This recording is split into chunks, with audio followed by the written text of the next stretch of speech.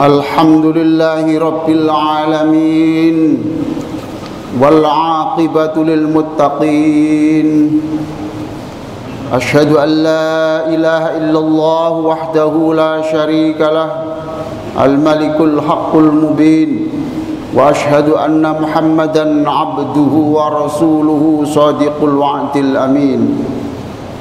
Allahumma salli ala sayyidina Muhammadin wa ala alihi wa sahbihi ajma'in. Amma ba'du. Fa ya ma'asyiral muslimin, ikhwani rahimakumullah, usikum wa iyaya bitaqwallah. Faqala Allah ta'ala, ya ayyuhalladzina amanu taqullaha haqqa tuqatih wa la tamutunna illa wa antum muslimun. Para jamaah sekalian Masjid Kemayoran yang sangat saya muliakan, dalam 10 menit ke depan saya akan menyampaikan khutbah dengan judul Masuk Islam karena WC. Masuk Islam karena WC. Hadirin sekalian, di dalam surah Al-Qalam Allah Subhanahu wa ta'ala memuji Rasulullah sebagai manusia yang tiada tanding, tiada banding. Tidak ada yang menandingi keimanannya Rasulullah, tidak ada yang bisa menandingi akhlaknya Rasulullah sallallahu alaihi wasallam. Sehingga Allah mengatakan di dalam surah Al-Qalam ayat 4 itu, wa innaka la'ala khuluqin azim. Sungguh engkau Muhammad manusia yang berakhlak yang agung. Karena keagungan akhlaknya itulah maka Rasulullah sallallahu alaihi wasallam dalam sejarah mempraktekkan dan membuktikan dirinya sebagai manusia yang rahmatan lil alamin, manusia yang menyenangkan makhluk alam semesta ini. Hewan-hewan, tumbuh-tumbuhan, manusia yang muslim, tidak muslim merasakan sejuknya kehadiran Rasulullah sallallahu alaihi wasallam itu. Sebagaimana digambarkan Allah di dalam surah Al-Anbiya, wa ma arsalnaka illa rahmatan lil alamin. Para jamaah sekalian, Nabi kita itu lahir pada tahun 570 Masehi, wafat tahun 896. Sekarang ini tahun 2022. Berarti Rasulullah itu sudah berpisah dengan kita selama 1126 tahun. Perhatikan, dunia ini sudah berubah.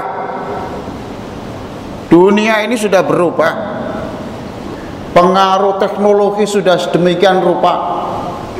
Pikiran orang sudah semakin cerdas. Kekayaan manusia semakin melimpah, fasilitas hidupnya semakin nyaman. Tapi apa yang mengagumkan kita, hadirin sekalian, tidak lain adalah semakin lama Rasulullah kita tinggalkan, semakin lama zaman itu bergeser, tapi ternyata Rasulullah itu semakin lama semakin harum namanya, semakin banyak orang yang mencintainya, semakin banyak orang yang siap berkorban jiwa, raga dan harta untuk nabinya, Nabi Muhammad sallallahu alaihi wasallam. Hadirin sekalian, siapakah orang-orang yang pernah dibentuk oleh Rasulullah itu? Tidak lain adalah para sahabat, terutama 4 sahabat yang menjadi khalifah. 1, Abu Bakar As-Siddiq, luar biasa. Umar bin Khattab, kemudian Utsman bin Affan, kemudian Sayyidina Ali karramallahu wajhah radhiyallahu anhum. Mereka ini orang-orang yang dididik Rasulullah menjadi orang-orang yang khusyuk ibadah.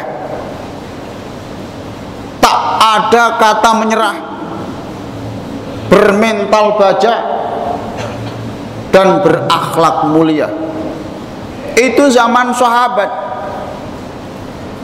Lalu perjalanan tahun, setelah sekian ratus tahun, kira-kira pada abad ke-9,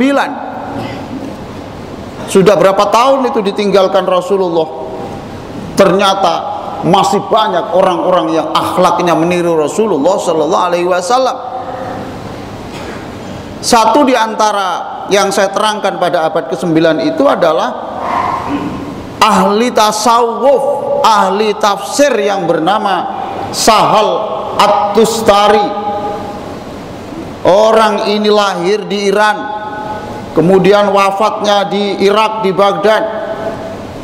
Orang ini pada waktu umur 3 tahun sudah bangun malam mendampingi pamannya yang sholat tahajud sampai selesai umur 3 tahun. Umur 6 tahun sudah hafal Al-Quran. Luar biasa. Pesannya kepada anak yang menjadi ulama besar ini bisa kita tiru. Katanya, sebelum tidur nyatakan dalam hati, tidak perlu diucapkan. Apa itu? 1, Allah selalu menyertai saya. Nomor 2, Allah selalu melihat saya. Yang ketiga, Allah selalu mengasihi saya. Itu ijazahnya, itu pesannya. Pertama, menjelang tidur katakan dalam hati, Allah selalu menyertaiku, Allah selalu melihat aku, Allah selalu mencintai, menyayangi aku. Itu dirasakan. Setelah sekian tahun dibaca itu, kemudian orang ini ternyata tumbuh menjadi orang yang sangat mulia dan cerdas. Hadirin sekalian, apa yang ingin saya jelaskan tentang beliau ini? Beliau ini bertetangga dengan orang kafir. Rumahnya itu berdampingan dengan orang kafir, tokoh kafir. WC-nya orang kafir ini ternyata bocor, dan air dari WC itu menetes di rumahnya Syekh ini. Setiap hari mengambilkan ember untuk menampung tetesan WC orang kafir ini.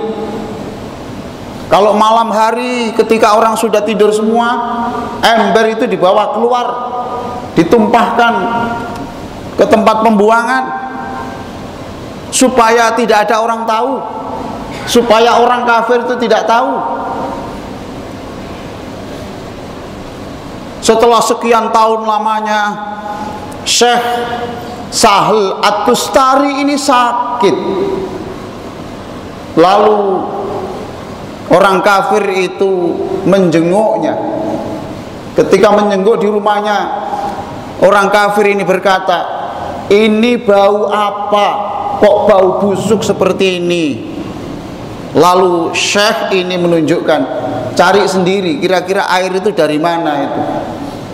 Ternyata air itu dari bocornya WC milik orang itu. Ditanya, "Sudah mulai kapan ini bocor begini?" "Sudah puluhan tahun." "Kenapa tidak memberitahu saya?" "Tidak, karena saya tidak ingin mengecewakan orang kafir." Coba, apa kata orang kafir ini? "Saya sangat mengagumi kamu. Kamu ini orang Islam, tapi luar biasa akhlakmu ini. Sampai sekian puluh tahun kamu tidak mengatakan apa-apa, tidak memberitahu saya demi menjaga perasaanku. Kalau begitu, tolong tanganmu dijulurkan. Saya ingin baiat Saya ingin bersyahadat asyhadu alla ilaha illallah wa asyhadu anna muhammadar rasulullah, masuk Islam. Dan setelah orang itu syahadat, apa yang terjadi? Syekh itu kemudian meninggal dunia. Hadirin sekalian yang sangat saya muliakan, sampai hari ini pun pengaruh Nabi Muhammad itu luar biasa. Oleh karena itu, tidak mengherankan kalau dulu pernah kita mendengar ada buku 100 tokoh dunia, dan Nabi Muhammad itu adalah tokoh yang paling berpengaruh di dunia ini. Ternyata betul, masa sahabat luar biasa pengaruhnya, masa tabi'in setelah sahabat luar biasa pengaruhnya, sampai era modern ini pengaruh Rasulullah itu luar biasa. Padahal yang menulis itu adalah ahli astronomi, ahli sejarah, orang non muslim dari Amerika Serikat.